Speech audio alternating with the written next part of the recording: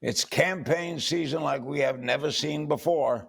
With fewer than 100 days to go, what can we expect as the race enters its most critical period? For insight, I'm joined by my friend Eleanor Clift, columnist for the Daily Beast, political commentator, and best-selling author. She joins us from Washington. All right, with Election Day less than 100 days away, Eleanor, you expect any surprises? Oh, I'm sure there will be surprises. We're watching a president who is really floundering, searching around to try to find a path to reelection. I can't find a single poll that's good for him. He's being judged on an epic failure of leadership when it comes to the coronavirus. United States is one quarter, well, we have one quarter of the deaths. We're 4.5% of the world's population.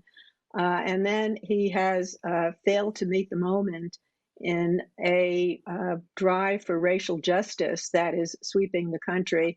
And instead, he's trying to convert what are largely peaceful protests into chaos and mayhem on America's city streets by injecting federal agents into these scenes, and they're creating more violence than was originally ever there.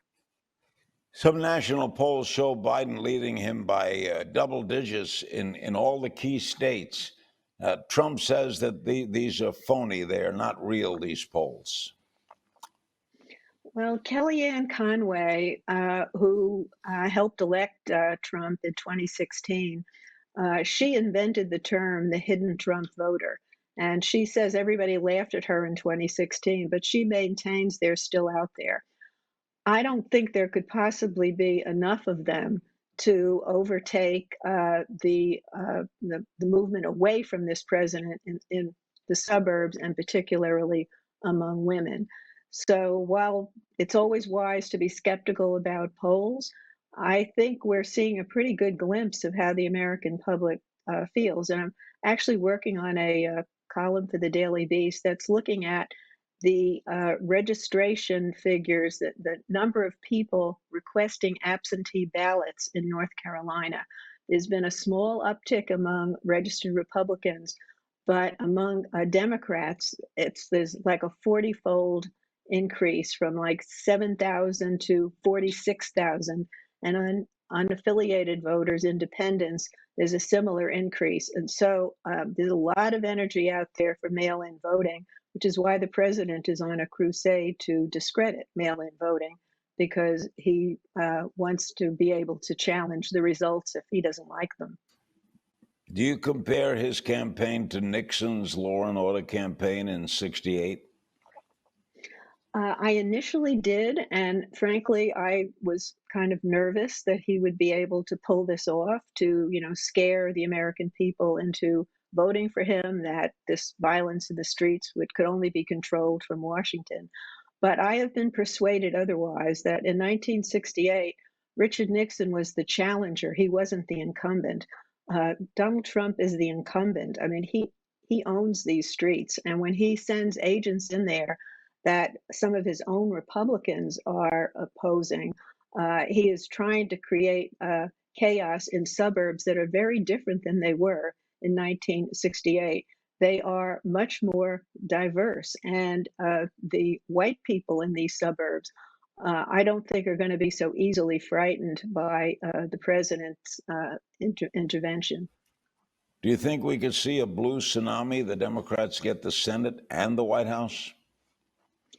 That's what I'm thinking can happen, because if you look at 1980, and I think there's more similarity to 1980 than to 1968, and Jimmy Carter, who was the first president I covered, was in terrible straits in 1980, and Ronald Reagan came and he swept the country. He won in a landslide, and he brought in a Republican Senate. He helped win 12 new Senate seats. It was the first time the Republicans controlled the Senate in 26 years. And if this is a strong Biden win, all those Republicans in swing states are going to get swept aside. And even in 2008, when Barack Obama won a strong victory, the only Republican in a swing state that survived then was Susan Collins. So as the top of the ticket goes, often a lot of these Senate seats that are in purple states will follow the top of the ticket. So it looks good for Democrats, but I don't think you find a single Democrat who's taking any of this for granted because Donald Trump is such a phenomenon. We've never seen anything like this before, and we have no idea what he might do next.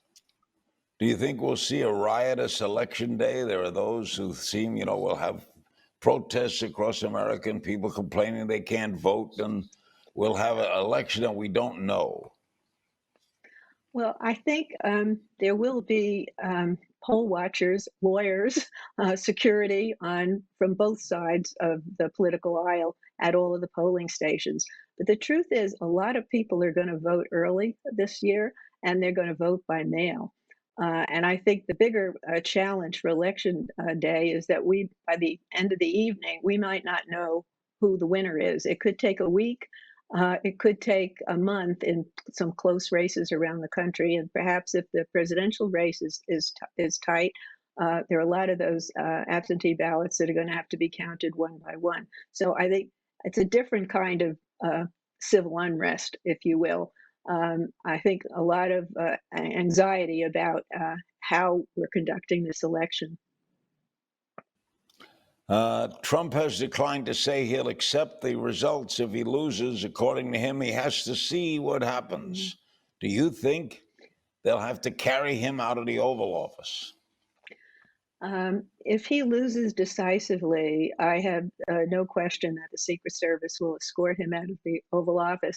And he's not going to have the Republican backing. I mean, all those Republican senators who showed no spine at all in standing up to many of the things he has done, continues to do that really cross small d democratic norms, they're not going to be with him if he's lost and if he's responsible for their own losses.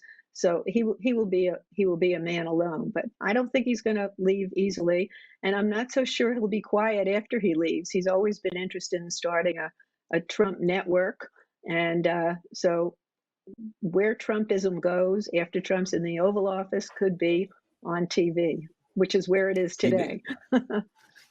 Finally, he declined to attend the John Lewis Memorial at the Capitol Rotunda.